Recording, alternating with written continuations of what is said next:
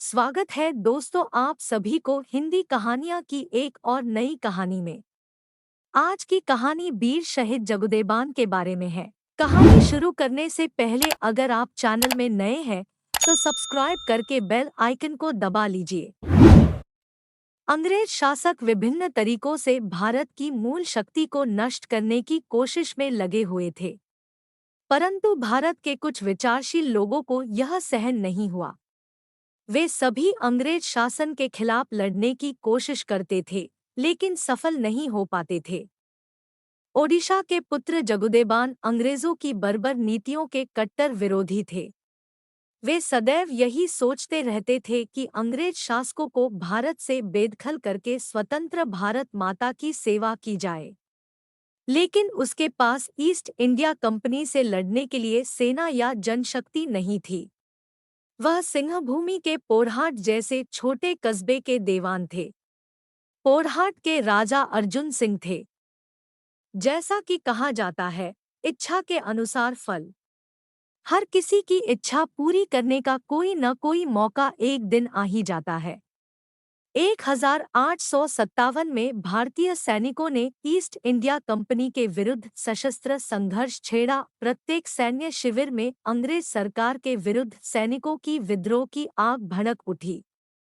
3 सितंबर 1857 को चाईबासा के रामगढ़ बटालियन ने विद्रोह कर दिया।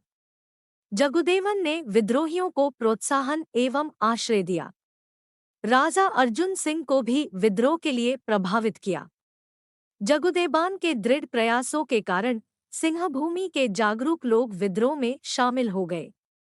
जनता के उत्साह देखकर राजा अर्जुन सिंह ने विद्रोह का नेतृत्व किया। उस समय कैप्टन ब्रिक सिंहभूमि के डिप्टी कमिश्नर थे।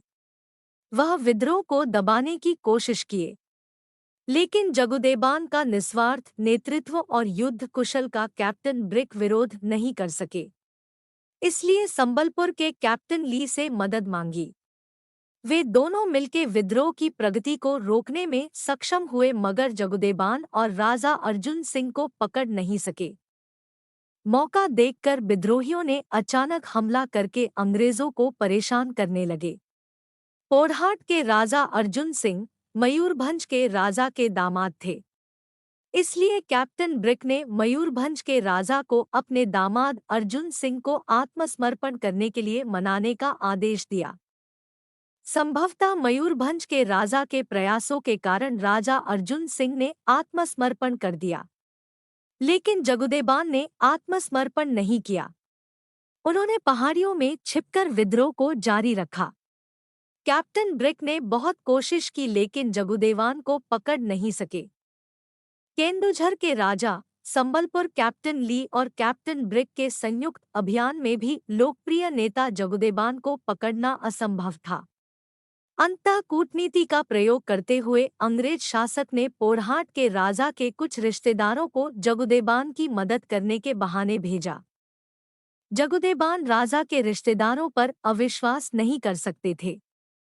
संघर्ष को सक्रिय करने के लिए उन्होंने अर्जुन सिंह के रिश्तेदारों पर भरोसा किया। कैप्टन ब्रिक ने अर्जुन सिंह के रिश्तेदारों की मदद से 9 दिसंबर 1857 को जगुदेबान को गिरफ्तार कर लिया।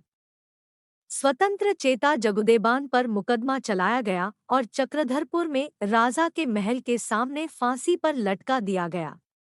वह स्वतंत्रता संग्राम के पहले ओडिया शहीद थे। दोस्तों, आप सभी को वीर शहीद जगुदेबान की कहानी कैसा लगा हमें कमेंट करके जरूर बताएं। शहीद जबान जगुदेबान की कहानी पसंद आने पर वीडियो को लाइक करें और अपने दोस्तों के साथ शेयर जरूर करें। ऐसे ही और कहानी सुनने के लिए हमें सब्सक्राइब जरूर करें। धन्यवाद।